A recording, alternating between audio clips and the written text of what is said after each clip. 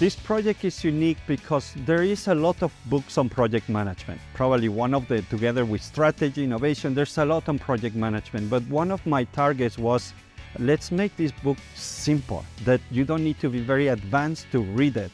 And the second part is published by Harvard Business Review.